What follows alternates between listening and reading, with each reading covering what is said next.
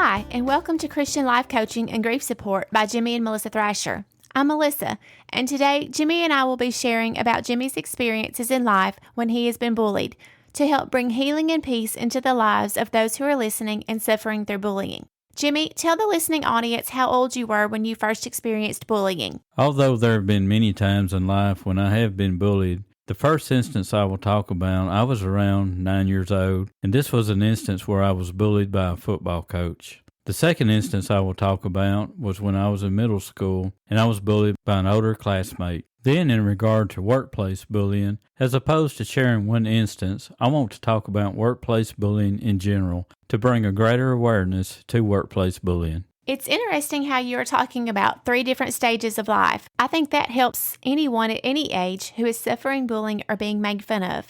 I don't think people are aware of the bullying that happens as an older child or as an adult. In many ways, those are the ages in which the worst outcomes can occur. I think more attention needs to be given to anyone suffering bullying, especially to older children and adults. When you say bullying, what specifically do you mean by bullying? What would the Jimmy Thrasher definition of bullying be? I'm glad you asked that question because it's very important to define bullying. Merriam-Webster defines bullying as abuse and mistreatment of someone vulnerable by someone stronger. The Jimmy Thrasher definition of bullying is simply put, one person telling another person, either you do what I am demanding of you or else I will harm you. You know, if you stop and think about that definition, you are probably beginning to think of so much bullying that is happening not only in school, not only in the workplace, but all across the spectrum. It's everywhere you look. Stop and think about it. How many times have you heard, I don't like what you said, or I don't like what you think? Either take it back, or I will cause harm to you. Do you remember what I said the purest definition of bullying is? One person telling another person, either you do what I am demanding of you, or else I will harm you.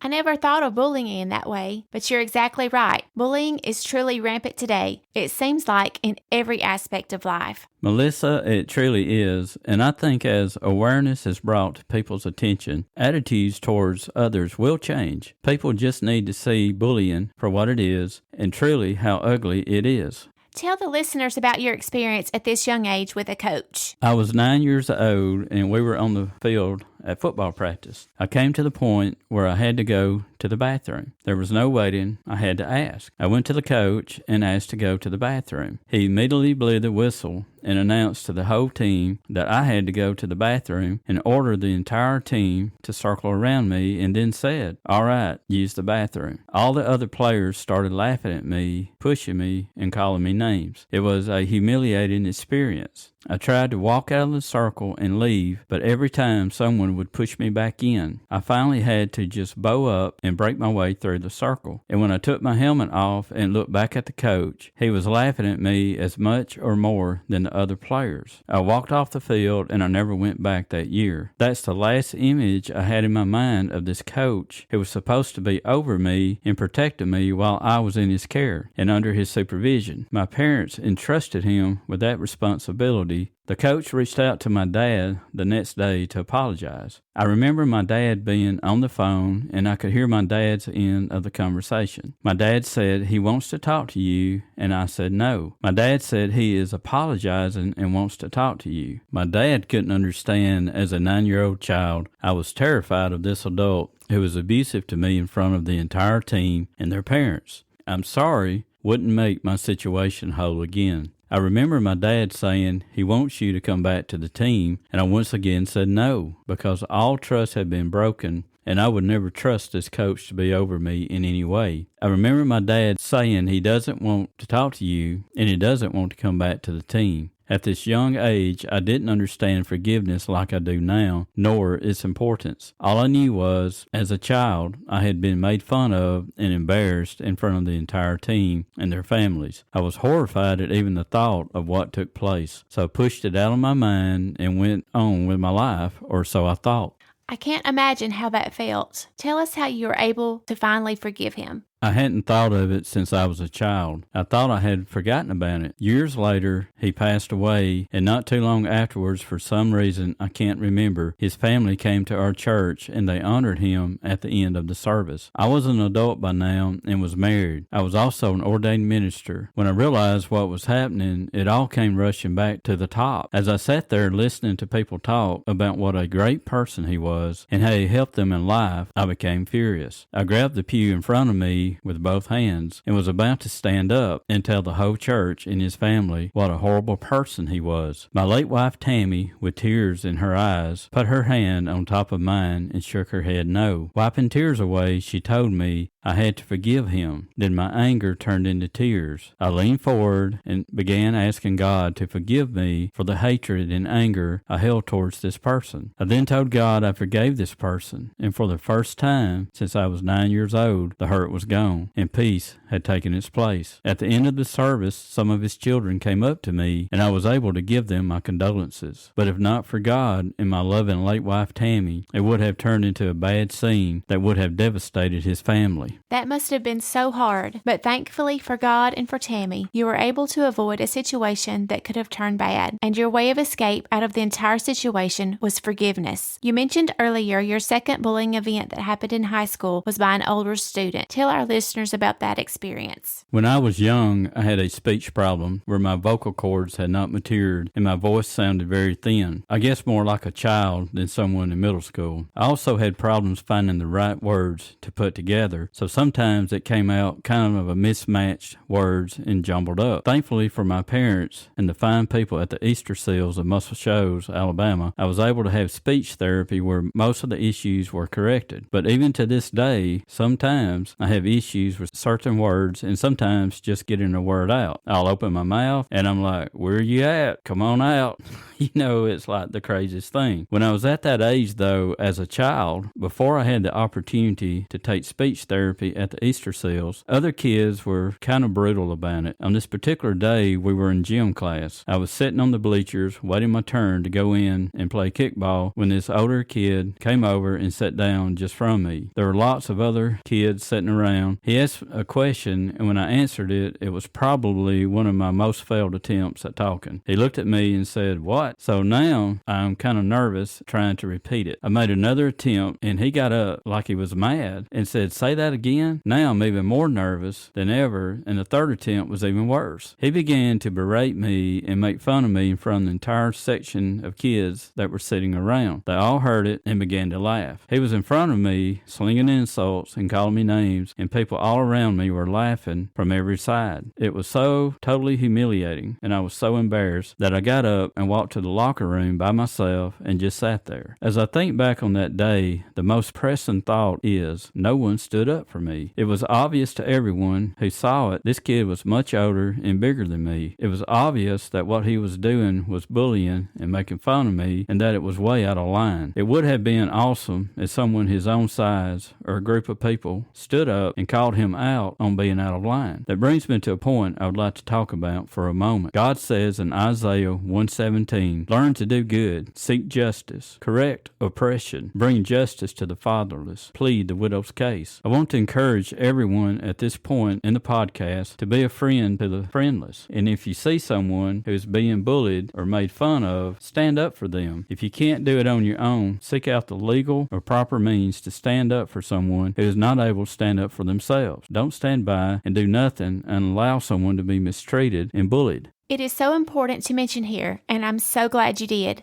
that standing up for others and not turning a blind eye is crucial to stopping bullying. I know we are getting close to the end of our podcast, and you mentioned you were going to share experiences where you were bullied as an adult in your job. Share those experiences with us as well. I have been in the workforce now for almost 40 years. I have been all over, worked in many different environments, and have been bullied by peers, supervisors, bosses, and even customers. I have experienced workplace bullying in about every situation you can imagine. Allow me to say up front, though, it gets tricky when you start diving into workplace bullying. The lines begin blurring, and there are a ton of gray areas. For this part of the podcast, as opposed to sharing specific times where I have been bullied, I will spend more time talking about workplace bullying in general. what it is and what it is not, in order to help bring a greater awareness to workplace bullying. I will talk about the psychological and physical effects it has on employees and on their families. Let me start by defining workplace bullying by the proper terminology. Workplace bullying is properly defined as a persistent pattern of mistreatment from others in the workplace that causes either physical or emotional harm. Let's take a moment to look at what bullying is not. I have a professional background in HR, and much of what I will talk about today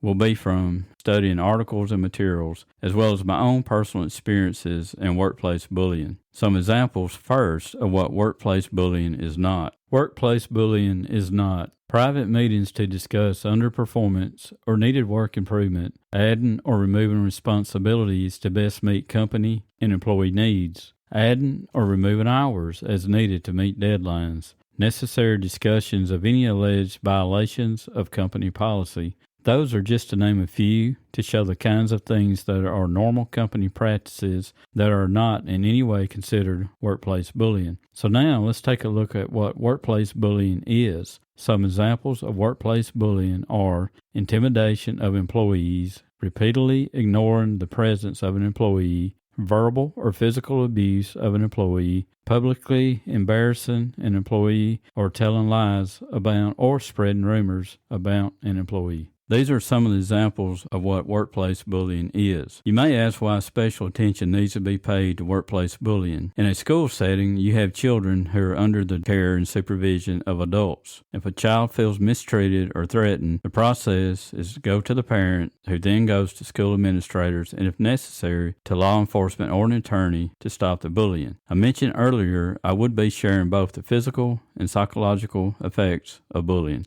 The psychological effects are anxiety, depression, isolation, low self-esteem, loneliness, feelings of insecurity, alcohol and drug dependence, aggression, self-harming behavior, risk of suicide. And the physical effects are lowered immunity, headaches, weight gain, muscle pain. In the workplace, you have adults who are working with and being managed by other adults. It's not as cut and dry. It's much more complex. Oftentimes in the workplace, small groups or cliques are formed that in and of themselves are exclusive within the workplace. If bullying is going on or an individual is being made fun of, they may feel like they cannot speak up without making the situation worse, whereas a child in school has an advocate with their parents. It is in these kinds of situations, constant bullying, isolation, and being made fun of is very harmful to an individual's mental and emotional being. If an individual has no one to talk to or share this experience with, then it builds until, unfortunately, people break. There have been 52 workplace mass shootings since 1966. This does not include the incidents where there was only one victim. These are 52 incidents where 4 or more people were murdered. 52 mass shootings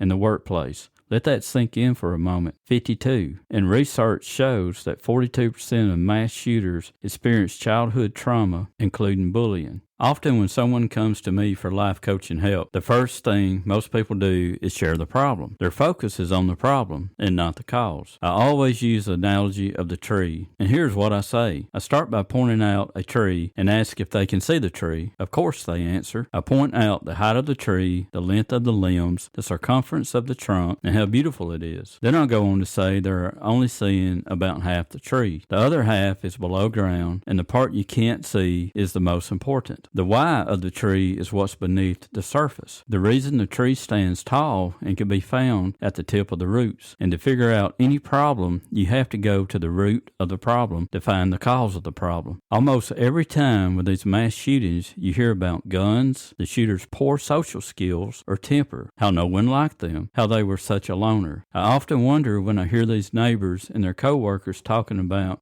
how they were a loner, how strange they were. What if those same neighbors who have been labeling and judging them had become a friend instead? Would the circumstance been avoided if they had worked to become a friend and draw them out of their shell, opposed to being just another person who was isolating them as well? These are the kind of things no one seems to be thinking about or discussing. We each need to reach out and be kind and forgiving to those around us, as opposed to being exclusive in cliques, excluding those whom we work with each day. Each one can make a difference, and when we are all doing what we can do, the efforts will add up. We have seen in our society, unfortunately, the results of people being bullied on the job. And it's not just bullying, it's also not being accepted. Because someone is a little different or they don't fit in, their coworkers talk about them and make fun of them. These types of actions are hurtful, and the people doing this often don't realize how badly they're hurting their coworkers until it's too late. No matter how bad it gets, no matter how many times you are rejected, no matter how many times you're made fun of, no matter how many times you're bullied, you are God's creation, created in His own image. You are so wonderfully created and placed on this planet for a reason. If you are not thriving and growing in your current environment and you're not loved and accepted there, move on. Find a place where you fit in, where you can grow and prosper. The number one way to do this is by forgiveness. We have to be able to forgive those who have harmed us, not only for the other person, but for ourselves. We have to be able to forgive the offending person so we can be freed in our spirits to believe in ourselves, move forward, and thrive. God's word says in Matthew 6:15, "But if you refuse to forgive others, your Father will not forgive your sins." Whatever age you are, or your environment, if you're being bullied, mistreated, or harmed in any way on a daily basis, take the matter to the powers to be and ask for change. If there is no change, don't allow the bullying, abuse, or mistreatment to continue. Remove yourself from the situation and move on in whatever manner God would lead you to. That may mean moving on to other friends, either inside or outside of your environment, who will treat you with the love and respect you deserve. It may mean moving on to a different environment altogether. But don't allow yourself to remain in a place of bullying and constant mistreatment. When you are able to move on to better things.